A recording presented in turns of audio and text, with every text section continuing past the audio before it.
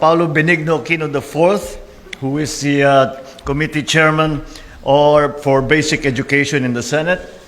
Pasig City Lone District Representative Roman Romulo, who is the House Committee Chairperson for Basic Education and Culture in the House, and the honorable members of the House of Representatives, of course, our provincial governors from Luzon, Visayas, and Mindanao, Department of Education officials, employees led by our DepEd Secretary Sani Angara, a group to whom this effort is really directed to, our teachers, our parents, of course, our students, fellow workers in government, distinguished guests, ladies and gentlemen, good morning and welcome to Malacanang. So today we formalize the partnership between the DepEd and the different provinces around the country, and it is an effort to make sure that every Filipino student has a safe and decent classroom to learn in. I have seen many of the struggles that our students, our teachers, and our parents face when having to send their children to school. They are studying and dreaming of a better future in poorly built facilities, cramped spaces, and sometimes no facilities at all. As of December of last year, we have a classroom shortage that amounts to a stunning 145,000 units. How we have allowed this to become such a bad situation, I cannot understand. Dahil sa kakulangan ng silid-aralan, gumagawa tayo ng ilang shift na pasok para sa mga estudyante. Kaya yung iba madaling araw nang papasok at yung iba naman gabing-gabi na. At saka pa lang lalabas sa eskwela. Nandyan na rin ay mga mag-aaral na nagkaklase sa mga basketball court o kuminsan sa ilalim lang ng puno. And this is the gap that we must address urgently.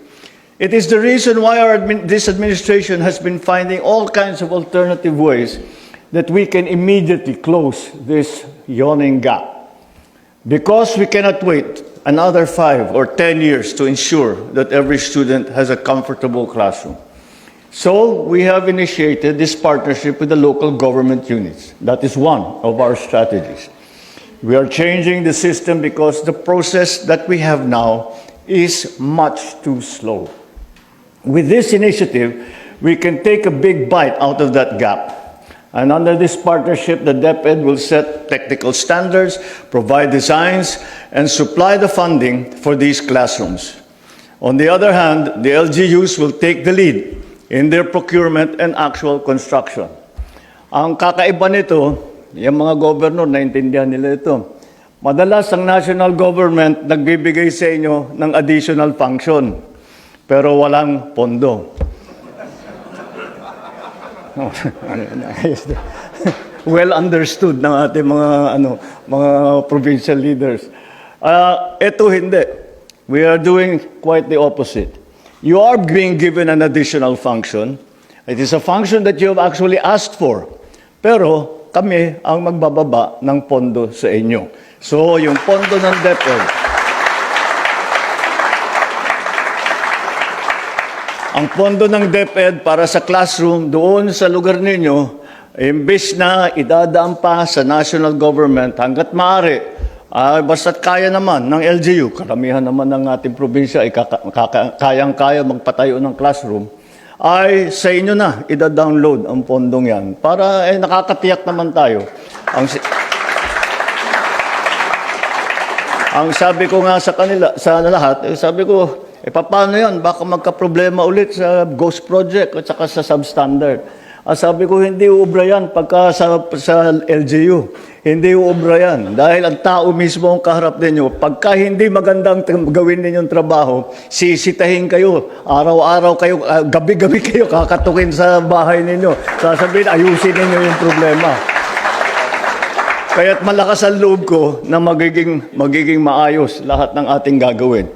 So by giving the LGUs a greater role in the implementation, we streamline the process, we reduce delays, and move faster in building schools that our children need. For students, it means classrooms will be completed sooner.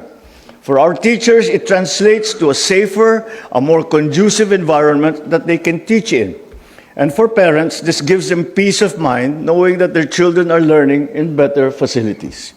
Dahil talagang, kung titignan natin, tinutulungan natin ang mga teacher, nagdagdag tayo ng guro, at nagdagdag para mabawasan ang kanilang mga administrative duty. Marami tayong ginagawa to supply mga equipment, mga computer, mga whiteboard, kung ano-ano pa.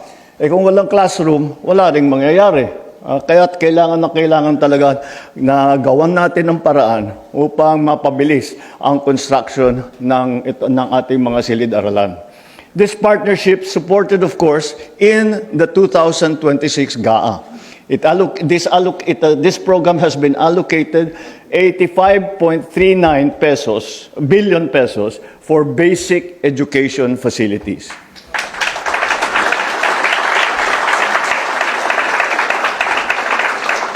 Through this MOA, we are ensuring that these funds translate into tangible results through a strict performance-based framework. More importantly, there will be no final turnover without a written validation from the DepEd to confirm that the project meets our standards. Ladies and gentlemen, we must practice full transparency in implementing this MOA, or any government project for that matter. The challenges that hound our education sector are immense. But now, we have the opportunity to correct at least part of those problems to help our students learn in a better environment. So the first tranche of the nationwide classroom construction program, we have programmed 9.6 billion pesos for this new program. And of this fund, 4.1 billion pesos is allocated for our provincial governments for the construction of approximately 1,200 classrooms. The DepEd will also procure about 2,800 prefab classrooms with an estimated value of more than 5 billion pesos. In total, the first tranche will deliver 4,000 new classrooms nationwide, which we hope will directly improve the daily learning and teaching experience. The DepEd is also working on PPP partnership schemes to help build the classrooms that we need to bring us closer to bridging this gap. Ngunit, upang maihanda ang ating mga mag-aaral sa hamon ng mundo, kailangan din natin pagtuunan ng pansin ang pagkakaroon ng sapat na koneksyon ng internet sa ating mga paaralan. Sa kasalukuyan, halos 34,000 pampublikong paaralan na may connectivity na sa internet. Ganun pa man, meron pa rin mga paaralang wala ring koneksyon at mayroong ding umaasa lamang sa mobile data. Hangad natin makonekta ang mahigit 14,000 paaralan, kabilang ang mga unserved at saka underserved schools, lalo na sa mga malalayong lugar. Kasabay ng pagbubuti ng ating mga pasilidad at koneksyon sa internet, pinapalakas din natin ang mga learning recovery program para sa ating mag-aaral. Sa ilalim ng ARAL program, nakikita na natin ang pagbuti ng kakayahan sa pagbasa at pagkatuto ng mga bata. Kaya pinapalawak pa natin ito. It's only the beginning. We will continue to provide all the support that our children need. Mga kababayan, naniniwala ako na kapag nagtutulungan ang pambansang pamahalaan at ang lokal na pamahalaan, mas malinaw, mas mabilis, at mas ramdam ng mamamayan ang resulta, lalong-lalo na sa edukasyon. And that is why I have pledged that for the remainder of this administration, we will prioritize, first priority will be education.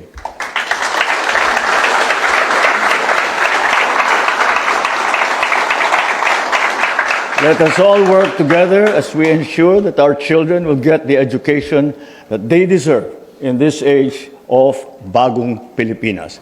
Maraming salamat. Mabuhay tayong lahat. Mabuhay ang bagong Pilipinas. Thank you, Mr. President. And now may we request the President to kindly grant us a